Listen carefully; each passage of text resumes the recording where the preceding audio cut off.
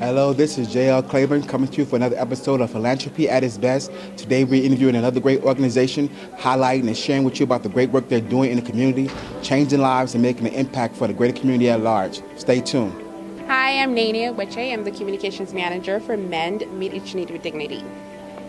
Okay, Nene, please tell the audience what is MEND, what you guys about, what you guys do.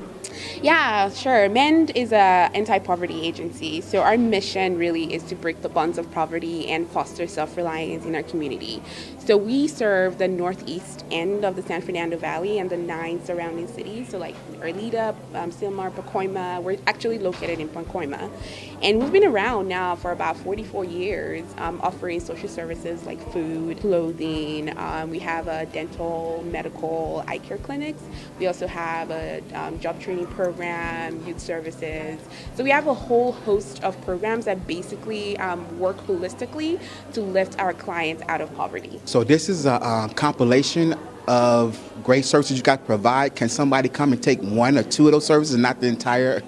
Absolutely, absolutely. Sometimes we have clients who perhaps maybe, for example, they've lost their job, unfortunately, and they just need, food for the next 3 months or so, just to, until they get back on their feet. So, we have a lot of clients that do that and, just receive 1 or 2 services. Or, for example, we have clients who have jobs, but perhaps they don't have any health care.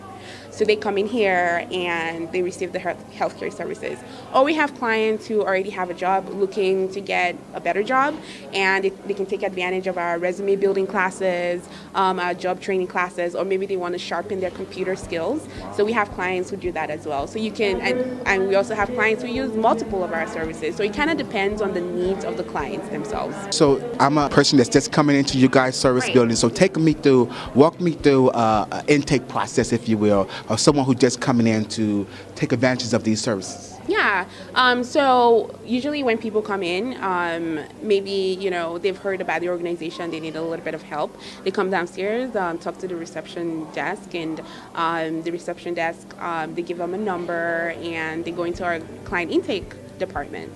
Our client intake volunteers, and I should have mentioned that MEND is a volunteer-powered organization. We have a lot of volunteers actually helping do our work, not just staff members. But they go into our intake center, and this is where we're able to record their bio information, record their income, and this is where we kind of know what services they're looking for, and perhaps recommend other services for them. Like I said, we do serve the northeast San Fernando Valley. However, we never refuse services to someone once. So for example, and we've had the situation, people come from Long Beach or LA and they hear about MEND and our food boxes, and they come, and unfortunately we can't serve them. But what we do, we serve them once, and then we refer them to a partner organization, an organization doing the service that they need, so that they don't, they're able to come away with something as well. And this is like through the intake department. So what is one of the challenges throughout the day-to-day operation with the clients and staff? What are some of the challenges that you guys, come up with? Yeah, I mentioned earlier we're a volunteer-powered organization. So when we actually started, Ed and Carolyn Rose, our wonderful co-founders, they started giving away food and clothing at the back of their garage. It wasn't entirely volunteer-powered organization. So everybody gathered their friends, people in their church at the time, and this went on until 1987, where we hired the first MEND staff member, who's currently our president and CEO now, Miriam Haverhill. So we've always relied on the support of volunteers, and that's a great thing, but it can also be a challenge because MEND does not close its doors. I mean we're closed on Sundays and Mondays, but there's still work to be done all the time. And there's some days that we get a lot of people in the community wanting to come out and help pack food boxes, or help me in my department, or help with data entry, because we have a whole host of jobs. And there's some days we get those volunteers to do it, and there's some days that we don't have any. So we're always constantly recruiting for volunteers. We always need volunteers. So that I would say that's one of our challenges. So thanks to a lot of individuals, a lot of corporations, a lot of foundations, so private foundations. That's how we're able to, sort of keep this. You want to name a couple of those foundations? Annie Bird? Yes, Annie Bird, Kaiser Permanente, Universal Studios, Anthem Blue Cross. Thankfully we've had a lot of people donate to our cause, and we appreciate that. But we're also seeking more donations because there's always need in the community. That's great, because I noticed all the services. I noticed the cafe, the distribution center, the clothing center. Right. I noticed the food pantry as well as the garden. Right. Now, tell me about the garden.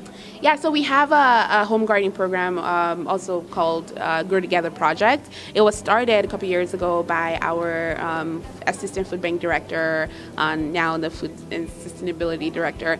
And basically what we're thinking of, we give our clients a food box. Now, there's the part of fostering self-reliance that's in our mission. How do we do that? How do we enable them to become more self-reliant instead of going to the grocery store, buying food, and how are they able to eat more fresh fruits and vegetables? So he thought about what about building gardens in the homes for our clients, which is what we do. So we hired a home gardening coordinator, and she's run with the program as well.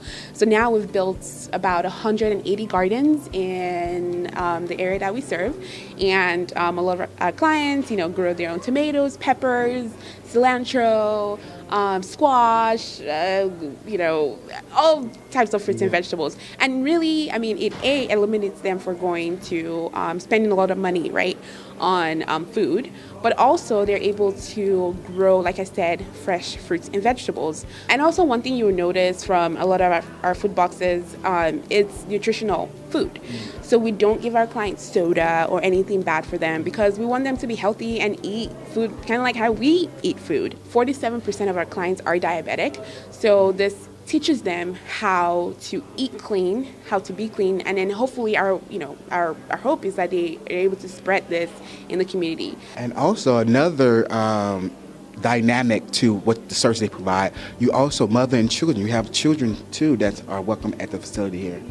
We do offer services to kids, yes. Of course, when we give away our food boxes and in our clothing department, the mothers or parents come and they can shop for their kids, take clothes. And I should mention all our services are free, 100% free. But in our vision clinic, we do serve children as well, where they are able to get glasses for school. We have special events for kids. For example, our Head to Toes program, which is where we see, it's a after back to school program in August.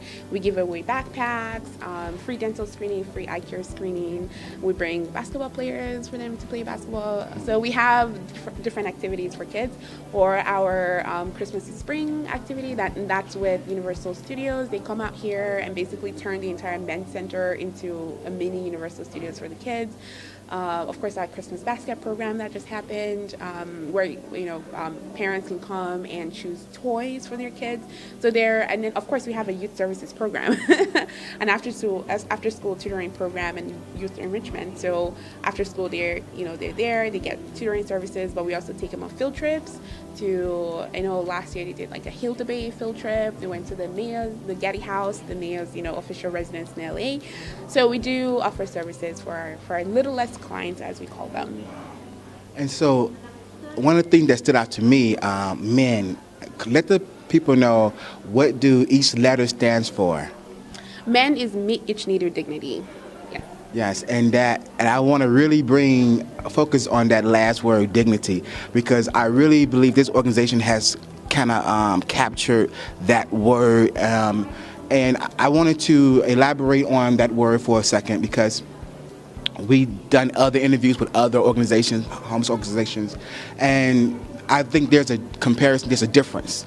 And so I think that word dignity, and which the mission of this place has succeeded and has kind of captured where the process of homelessness and where you are, and finding where you are in that process and meeting that need with dignity, regardless of where you are in that process of being able to go get the resources and services you need and use it, wherever you are in that process, and with dignity. And so you guys has kind of like really, got that word, understood it, and you extended it with the services and how you treat people and what you provide, and where they are in their lives, and what I call transitional. Housing. You guys kind of mastered the whole transition of housing and independence, from dependency to independency, as they say. So.